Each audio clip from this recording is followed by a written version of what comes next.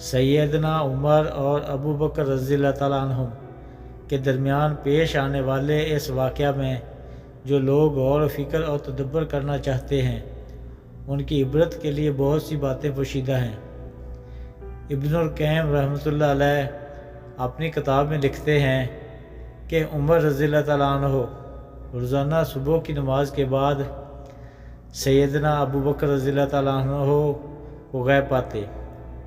वो देख रहे थे कि अबू बकर रज़ी अल्लाह ताला अन्हु नमाज की अदायगी के लिए तो बाकायदगी से मस्जिद में आते हैं, मगर यूँ ही नमाज ख़त्म होती वो चुपके से मदीना के मज़ाफ़ाती इलाकों में एक देहात की तरफ निकल जाते हैं। कई बार इरादा भी किया कि सबब पूछ लें, मगर ऐसा ना कर सके।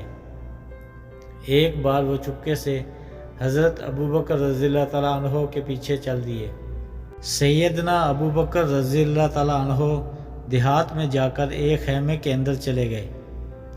काफ़ी देर के बाद जब वो बाहर निकलकर वापस मदीने की तरफ लौट गए तो हज़रत उमर रज़ी अल्लाह ताला अन्हु उस खैमे में दाखिल हुए।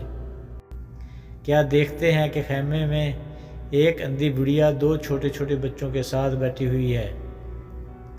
हज़रत उमर रज़ी अल्लाह ताला अन्हु ने बुढ़िया से पूछा कि ए अल्लाह की बंदी, तुम कौन हो?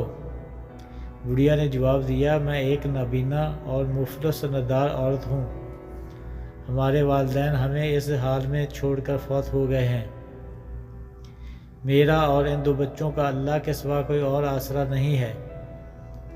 हज़रत उमर रज़ी अल्लाह ताला अन्हु ने फिर सवाल किया, ये शेख कौन है जो तुम्हारे घर में आता है?